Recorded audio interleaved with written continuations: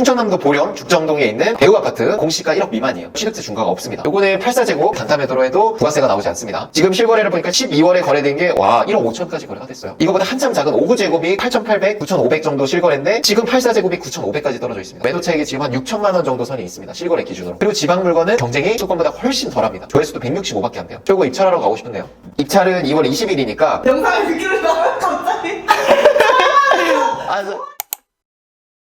안녕하세요. 안녕하세요. 동규방위가 이번 주 토요일부터 첫 주인가요? 아니요, 이제 설 지나고 다음 주부터 연휴 다 끝나고 18일. 좋습니다.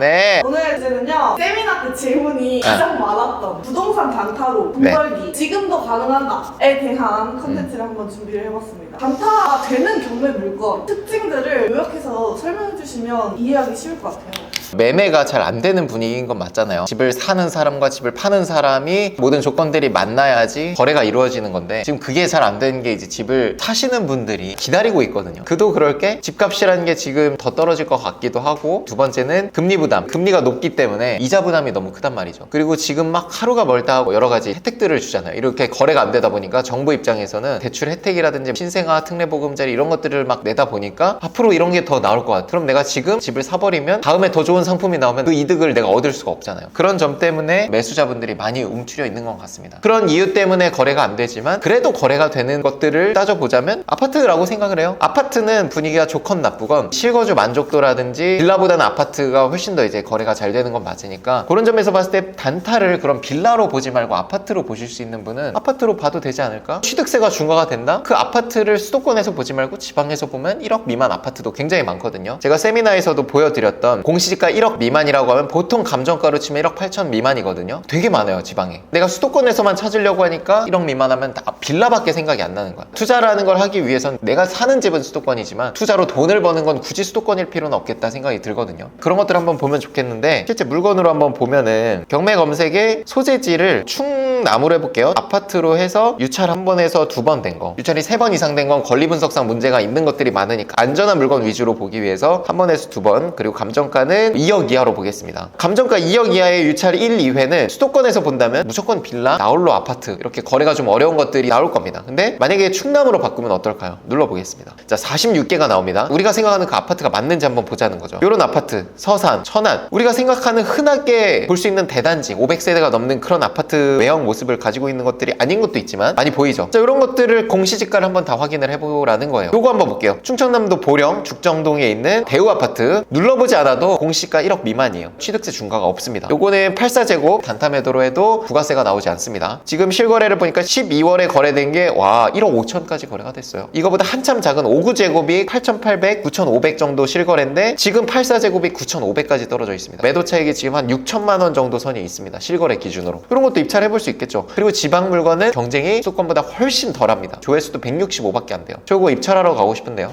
입찰은 2월 20일이니까 영상을 듣기로 나면 갑자기 이런 느낌을 보면 된다는 겁니다. 충청남도 보령을 서울 살면서 못 가는 거리는 아니거든요. 저 준비 안 해왔어요. 입찰하고 싶은데 생각이 들 정도인데 되게 많아요, 지금 그런 게. 저희 채널을 보시는 분들은 주택이 이미 많으신 분도 계신 것 같더라고요. 그런 분도 당연히 이걸 볼 수 있지만 이거는 또 다주택자들이 몰릴 수 있기 때문에 좀 더 큰 물건을 볼 수 있다면 이 감정가 자체를 더 높일 수 있죠. 4억 정도 보려면 6천만 원, 7천만 원 정도는 있어야겠지만 볼 수 있는 거죠. 그러면은 오히려 주택수가 1주택 이하인 분들은 취득세 중과 영역에 있는 걸 보면 경쟁이 좀 더 낮아지겠죠. 아파트가 무조건 다 잘 된다기보다 아파트도 거래가 예전보다는 덜한 게 맞아요. 근데 덜하다는 게 아예 안 된다는 게 아니잖아요. 빌라를 보시는 분들이 항상 얘기하는 게 이제 거래가 안 된다, 매도가 안 된다, 뭐 이런 얘기들인데, 그런 걱정이 드시는 분은 차라리 그냥 빌라를 하지 말고 아파트를 보라는 말씀이었고, 빌라를 봐야 된다면 지방보다는 좀 수도권 쪽으로 오면 좋겠죠. 아파트 값이 너무 높아서 빌라를 보시는 분들이 있거든요. 근데 지방 같은 경우는 이제 빌라나 아파트나 거의 뭐 가격이 크게 차이가 안 나기 때문에 빌라에 대한 수요가 수도권보다 더 적어요. 소방인분들 중에 지방에서 올라오신 분들도